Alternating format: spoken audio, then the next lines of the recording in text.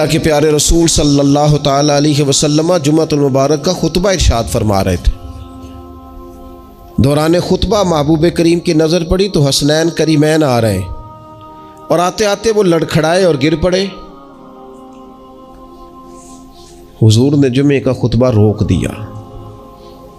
महबूब उठे, बच्चों को या दोनों में से एक थे उनको उठा के हुजूर करीब लाए और दोबारा मिंबर पर बैठ के फरमाया, रब ने सच फरमाया है, इन्नमा अम्वालुकुम व औलादुकुम फितना, तुम्हारी औलाद और तुम्हारा माल आजमाइश है तुम्हारे लिए। फरमाया बच्चा गिरा है और मुझे तकरीर रोकनी पड़ी, बात रोकनी पड़ी, गालिब आ गई मोहब्बत। भाई आप इस बात को अच्छी तरह समझ लेंगे और याद रखेंगे कि इस मोहब्बत के गलबे में ना बच्चों की तरबियत को भूलना है, ना माल के असल मसरफ को भूलना है, ना उसूल और कायदे ज़ाब्ते को छोड़ना है। हमारे यहाँ ये हुआ है कि तरबियत औलाद के मामले में जितनी गफलत आज हमारे यहाँ हो रही है, मैंने बहुत पहले भी कहा था, फिर कहता हूँ और बार बार कहता हूँ कि बच्चों की तरबियत के लिए सबसे पहले माँ बाप का बाकिरदार होना ज़रूरी है। ये नहीं हो सकता कि वालिद हाथ फैला के पैसा इकट्ठा करे और बेटा उसका मेहनती हो जाए। ये नहीं हो सकता कि वालिद अपनी ज़िंदगी तकवा और तहारत से दूर बसर करे और बेटा बड़ा मुत्तकी परहेज़गार उसे देख के हो जाए। अल्लाह की तौफीक से हो जाए तो हो जाए, लेकिन अगर वालिद चाहते हैं मेरी वजह से वो खैर हासिल करे तो फिर खुद बाकिरदार बने। वो पहले खुद सच बोले, पहले खुद तकवे का रास्ता इख्तियार करे, पहले खुद परहेज़गार बने। इसलिए कि बाकियों के यहाँ हो सकता है हमारी तकरीरें असर करें, लेकिन बच्चों के यहाँ हमारा किरदार जज़ब होता है तो हमारे अमल से फैज़ पाते हैं। तो पहली बात तो ये कि उनसे रवैया इस तरह का रखा जाए कि वो हमारे किरदार से सबक, और दूसरी बात ये कि अपनी औलाद से प्यार किया जाए। हमारे यहाँ जनाब बेपनाह डांट डपट होती है बाज़ जगहों पे बच्चों को, ख़ास शफ़क़त बच्चों के साथ आपका रवैया मीठा हो। डांटना कभी कभार है और प्यार हर रोज़ है। नबी अकरम सल्लल्लाहु ताला अलैहि वसल्लम बच्चों से इस तरह मोहब्बत करते थे कि हसनैन करीमैन को, ये ज़रा बात पर गौर करना, हुजूर अपने नवासों को चूमा भी करते थे और सूंघा भी करते थे। ये बड़ी ख़ास बात है, इस पर तवज्जो करें। और हुजूर सूंघ कर पता क्या फरमाया करते थे? फरमाया ये मेरे बच्चे मेरे लिए फूल हैं जन्नत का। हुजूर उनको सूंघते। आप किसी ख़ास चाय को सूंघते हैं, कोई ख़ास ही मुअत्तर चीज़ हो तो सूंघते हैं। हुजूर ने ये जो एक ख़ास अंदाज अपनी औलाद के लिए किया और हमें हुजूर ने हमारे लिए नमूना छोड़ा, ये समझने की बात कि उनके साथ इतनी दिलचस्पियाँ कि जिस तरह एक खूबसूरत फूल को सूंघा जाता है इस तरह उन्हें सूंघा जाए, बच्चों से प्यार किया जाए। कुछ मतलब वाले साहब कहते हैं, ओ जी मेरी ना फिर पुत्र तो हमें पता है ना मेरी फिर तबीयत कौड़ी है। अच्छा जी क्यों कड़वी है? आप मिर्चें खाते हैं? क्यों कड़वी है भैया आपकी तबीयत? वजह क्या है? आपकी तबीयत किसी मालदार के सामने तो कड़वी नहीं होती, आपकी जो फैक्ट्री का ऑफिसर है उसके सामने, मालिक के सामने तो आप कभी कड़वे नहीं हुए। यहाँ कल आ जाए कोई अमीर आदमी, कोई सियासतदान, तो आप बड़े मीठे होते हैं, हार लेके खड़े होते हैं। वो 6 घंटे भी लेट हो तो आपके चेहरे पर बल नहीं आता। और बच्चों को हर बात में डांट डपट करना, हर वक्त उन्हें परेशान करना।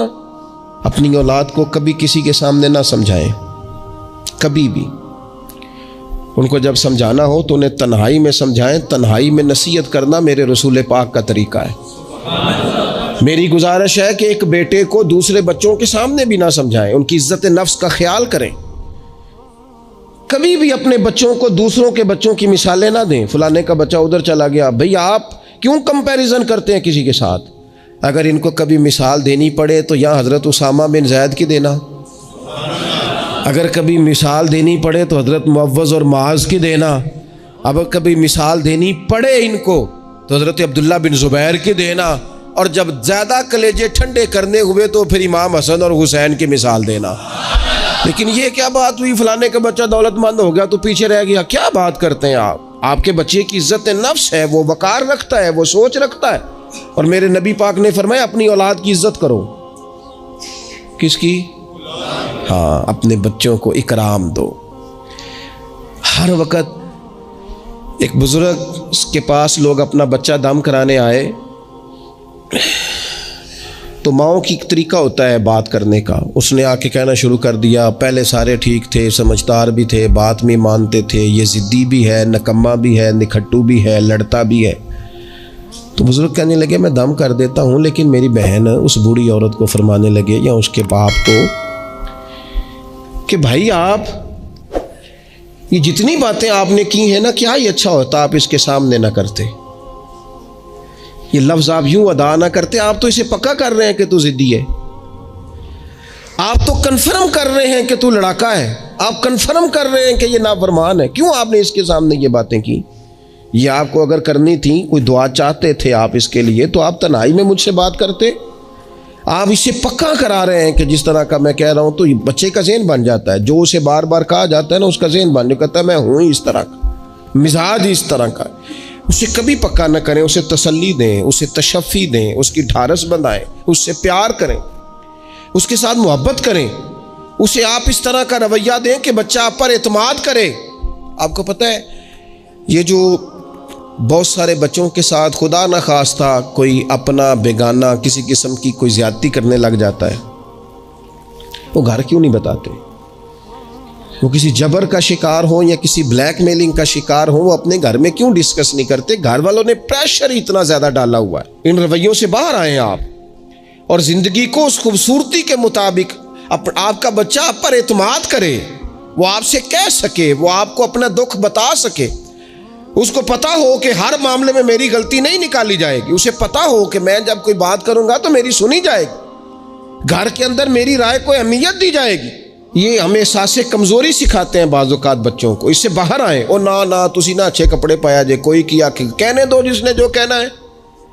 आप शुरू से बच्चों को इस तरह का बना रहे हैं कि वो लोगों को देख के बेचारे ज़िंदगी गुजारेंगे। क्यों इस एहसास महरूमी का हम अपनी औलादों को शिकार करते हैं? वो बाप के साथ वक्त गुजारें। मैं जी मसरूफ़ बड़ा हूँ, तू ज़्यादा मसरूफ़ है या रसूल पाक ज़्यादा मसरूफ़ है? हुजूर की तो नवासी जिद करती हैं, सबसे बड़ी नवासी सही बुखारी में मौजूद है, हज़रत ज़ैनब की बेटी। नबी पाक नमाज के लिए जा रहे, कहती मैंने भी जाना है। हुजूर नमाज के लिए आते तो बच्ची को उठा के साथ ले आते। सहाबा फरमाते हैं नबी पाक क़याम में है तो बच्ची यहाँ है। हुजूर रुकू सजदे में जाते तो बच्ची को करीब खड़ा कर लेते। और फिर प्यार बेटियों से तो हुजूर ने किया ही। शहजादियाँ चारों जब आती हुजूर उठ के खड़े होते। सैयदा पाक के बारे में फरमाया, सबसे छोटी बेटी के बारे में, कि फातिमा तो मेरे जिगर का टुकड़ा है। लेकिन यहां बात खत्म नहीं हुई। नवासों और नवासियों से प्यार। मैं नमाजी हूं जी, बच्चे को ले जाओ। मेरे रसूल पाक पर बच्चे पेशाब कर देते, हुजूर पानी बहा देते। फरमाया फिर क्या हो गया है? मैंने बहुत बड़ी बात कर दी अगर आपकी समझ में आए तो। और अल्लाह ताला शऊर दे सकता है। हुजूर किसी जानवर पर सवार होते थे तो जानवर पेशाब नहीं करता था जब तक हुजूर सवार रहते थे। रब चाहता तो बच्चा कभी पेशाब ना करता। ये इतना बड़ा काम इसलिए हुआ कि तेरी और मेरी समझ में बात आ जाए। मैं किबला हज़रत साहब होता हूँ, मैं हाजी साहब हूँ, मैं नमाजी साहब हूँ, मैं फलां साहब हूँ, लिहाजा बच्चों को ले जाओ, मैंने नमाज। ओ तू ज़्यादा पाक साफ है? आपके अंदर कुछ ज़्यादा रानाई आ गई है कि आप अपनी औलाद को वक्त नहीं दे पाते। रसूल पाक अलैहिस्सलाम का लहजा और अंदाज, कुर्बान जाएं। यानी बच्चों को ना मज़ा आए। सारी दुनिया से पैसे लिए हैं इंसान ने, कमाइयाँ की हैं, जायदादें बनाई हैं, बड़े बड़े उसको प्रॉफिट हुए हैं, लेकिन सारी ज़िंदगी दादी के 10 रुपये भूलते ही नहीं। वो जो दादा से लड़ के लिए जाते थे 5 रुपये, वो भूलते ही नहीं। वो अब्बा जी से कभी पैसे चाहिए होते थे तो अब्बा जी से नहीं डायरेक्ट कहते थे, दादी अम्मा से कहते थे, दादी आज 100 ही लेना है। तो दादी के पास बैठे होते तो अब्बा जी को बुला के दादी अम्मा कहती रुपया 500 देना मैनू चाहिए। तो अब्बा जी कहते अम्मा जी की करने ने, तेन बाजार देना जरूरी है, तू दे ना 500।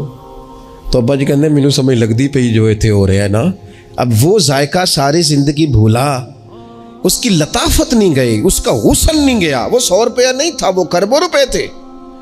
इसलिए कि जिस चाशनी से वो मिले ना, जिस दर्द से, वो अम्मा से पैसे लेते वक्त तो यूं लगता है कि बंदा दुनिया के सबसे बड़े खजाने के सामने खड़ा है। इस लुत्फ को दुबाला करे जिंदगी में। ये हमारा कल्चर नहीं, ये हमारा हुस्न है, ये हमारी तहजीब है। नबी पाक अलैहिस्सलाम की नवासी जनाब उमामा बिनते ज़ैनब रदी अल्लाह ताला अन्हुमा, एक हार आया हुजूर के पास तोहफे में। तो हुजूर ने फरमाया मैंने उसको देना जो मुझे सबसे ज़्यादा प्यारा है। अज़वाज मुतहरात कहते हैं दौड़ लग गई थी। हफ्सा को मिलेगा, मैमूना को मिलेगा, उम्मे हबीबा को मिलेगा। सैयदा आयशा सिद्दीक़ा कहती हैं मेरे दिल में बड़ी बात थी कि अगर किसी और को मिल गया ना तो मैं तो समझती हूँ करीम सबसे ज़्यादा मोहब्बत ही मुझसे करते हैं। कहते हैं ये बात चल रही थी और वो जो थोड़ी देर के लिए वो इंतज़ार था कि किसको मिलेगा, तो वो इंतज़ार बड़ा हसीन बड़ा खूबसूरत था, उसमें बड़ी रानाई थी। लेकिन कुर्बान जाए नबी करीम ने फरमाया मैं तो अपनी बड़ी नवासी जनाब ज़ैनब की बेटी उमामा को दूंगा। और हुजूर ने वो हार ला के उन्हें अपने दस्ते मुबारक से पहनाया। पर मैं कितना प्यारा लग रहा है मेरी बेटी को। थोड़ा सा ना अपने रवैये में वुस्सत। बच्चों को हमारी हाजत है और हमें दौलत की हाजत है, हमें पैसों की हाजत है। हमारा गाहक आ जाए तो बच्चे को थप्पड़ मारने से बाज नहीं आते। 2 4 5 मिनट की मसरूफियत है किसी बंदे की तो वो क्या कहेगा कि लो जी बच्चा आ गया है। तो बच्चे के साथ खेलना, बच्चे से ओ सुनो यार हद हो गई। निसाई में मौजूद है सियासता की रवायत, नबी पाक ने सजदा लंबा कर दिया ना, मैं इससे बड़ी बात नहीं आपको सुना सकता। लंबा सजदा हो गया, लंबा। सहाबा फरमाते परेशान हो गए और तवील सजदा रसूल पाक ने फरमाया सजदा। सहाबा फरमाते हैं जब रसूल पाक अलैहिस्सलाम ने नमाज की तकमील की तो 2 बातें हमने अर्ज़ की हुजूर, हम एक तो हम परेशान हो गए थे कि कोई ऐसी बात ना हो गई हो, खुदा न खास्ता को नाखुशगवार बात, अल्लाह के हुक्म ने भी आना है आपने हमें बताया है। और दूसरा हमारा ख्याल था कहीं वही तो नहीं नाज़िल होनी शुरू हो गई। कई दफ़ा वही आती है तो देर तक महबूब एक हालत में रहते हैं, इन 2 में से कोई एक होगी। तो हुजूर ने फरमाया ये दोनों नहीं थी। या रसूलल्लाह फिर क्या था? फरमाया वो मेरे बेटों में से ना, हसन और हुसैन में से एक मेरे कंधे पे सवार हो गया था। और ये लफ्ज़ है हदीस पाक में सियासता में, फरमाया मुझे अच्छा नहीं लग रहा था कि मैं बच्चे को उतारूंगा तो वो ज़रा नागवार महसूस करेगा। हुजूर आप रसूल हैं और नमाज अल्लाह की, और इस दौरान भी बच्चे की चाहत का ख्याल। तेरी सूरत तेरी सीरत ज़माने से निराली है, तेरी हर एक अदा प्यारे अदाए बेमिसाली है, बेमिसाली है तेरी अदाएं। फरमाया बच्चा कहीं उसे कोई तो बच्चों के एहसास ही नहीं है। आपने जब चाहा डांट दिया, आपने जब चाहा जो मर्जी कर दिया। अब्बा जी का डंडा घर में लटकना चाहिए, हुक्म है, लेकिन अब्बा जी को माथा भी तो बार बार चूमना है ना।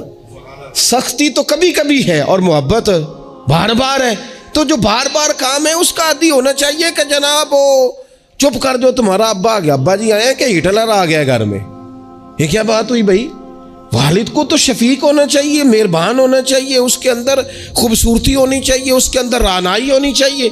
तो नबी पाक सल्लल्लाहु तआला अलैहि वसल्लम ने बेपनाह प्यार किया। अच्छा, इसी प्यार से हुजूर ने तरबियत भी की।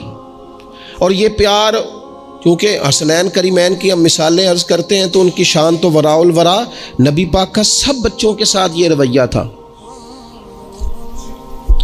हज़रत अनस बिन मालिक कहते हैं मैं हुजूर का खादिम हूँ, मेरी अम्मा खिदमत के लिए छोड़ के गई, पर हुजूर जब भी मुझे बुलाते कहते या बुनैया, ओ मेरे प्यारे बेटे।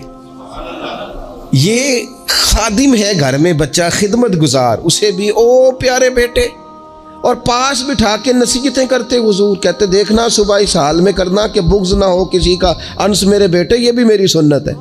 हज़रत उम्मे खालिद रज़ी अल्लाह ताला अन्हा कहती मैं छोटी सी थी, मैंने जर्द रंग की कमीज़ पहनी थी, मेरे अब्बा जी मुझे हुजूर के पास ले गए। कहती कोई अजीब ही नूर वाला माहौल था, मैं पहुँच गई तो हुजूर मेरा कुर्ता देख के ना तो कहने लगे कितनी प्यारी लग रही है बेटी। कहती मैं हुजूर की मोहरे नबुव्वत से खेलने लगी। मेरे अब्बा जी मुझे कहने लगे इधर हट, ये क्या कर रही है? तो हुजूर फरमाने लगे ठहर जाना, बच्चे तो बच्चे ही होते हैं, इसे खेलने दे। मैं खेलती रही और हुजूर मुझे दुआएं देते रहे। कहा अल्लाह करे तो ये कपड़ा पुराना करे। क्या मतलब कि अल्लाह करे तेरी उम्र दराज हो, अल्लाह तुझे बेटा लंबी उम्र अता करे। हुजूर बच्चों के साथ मोहब्बत करते, उनसे प्यार करते, उनके साथ रसूल पाक अलैहिस्सलाम का ख़ास शफ़क़त का मामला। इनको ज़रूरत होती है हमारी, इनको हाजत होती है हमारी, लेकिन हमारे लहजे की तलखी, हमारे लफ्ज़ों की तुरशरुई, काम के नाम पर, संवारने के नाम पर। और फिर आपको पता है ये जो बच्चों में अदल करने का क्यों कहा गया भला, कि अपनी औलाद में अदल करो। फरमाया हुजूर ने अल्लाह से डरो और औलाद में इंसाफ करो। क्यों कहा गया? वो इसलिए कहा गया कि एक बच्चे से आप प्यार कर रहे हैं तो दूसरा भी आपके बारे में उतना ही जज्बाती है, वो आपसे उतनी ही मोहब्बत करता है। आप एक की तारीफ़ें किए ही जा रहे हैं, दूसरे को आपने नज़रअंदाज कर दिया, तो अल्लाह की बारगाह में इसका भी जवाब देना है।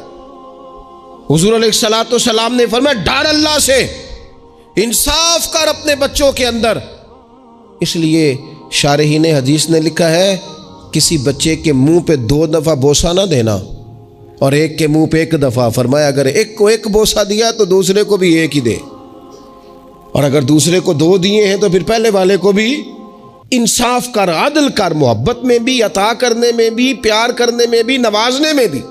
हर लिहाज से बाप की जिम्मेदारी है, माँ की जिम्मेदारी है कि वो इंसाफ का तराजू थामे, वरना हिसाब सिर्फ नमाजों का नहीं होगा, मोहब्बतों का भी होगा।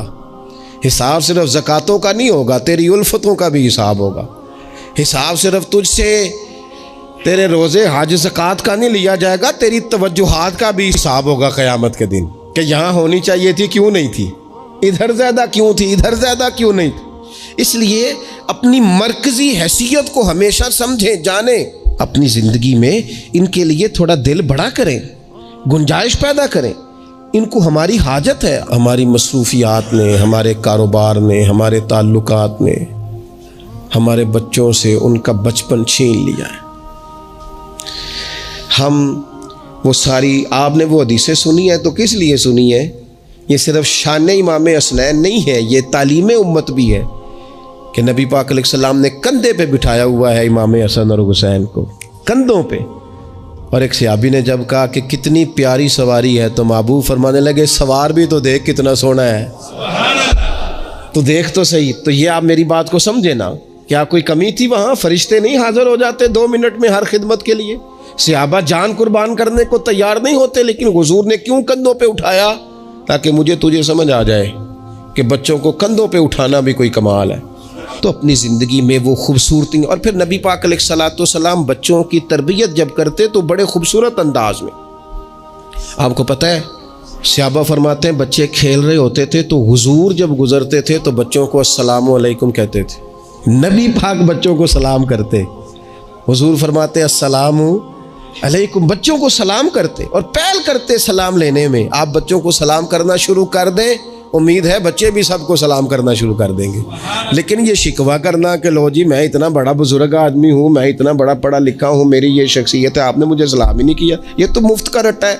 हुजूर बच्चों को सलाम करते ताकि बच्चों को अस्सलामु अलैकुम की समझ आ जाए। ये बच्चों को सिखाएं, उन्हें याद कराएं, और उसका तरीका ये है कि आप उनको सलाम लेने में पहल करें, आप उनको सलाम कहें। हाँ, सिखाने के लिए आप उनसे मुतालबा कर सकते हैं कि यार मैंने सलाम कहा है, तुम्हें जवाब देना चाहिए था, हमने क्यों नहीं दिया, ताकि उनको समझ आ जाए कि ये अस्सलामु अलैकुम और वालेकुम अस्सलाम ये एक सुन्नत है। फिर अल्लाह के प्यारे रसूल सल्लल्लाहु ताला अलैहि वसल्लम बच्चों को छोटी छोटी चीज़ों के आदाब सिखाते।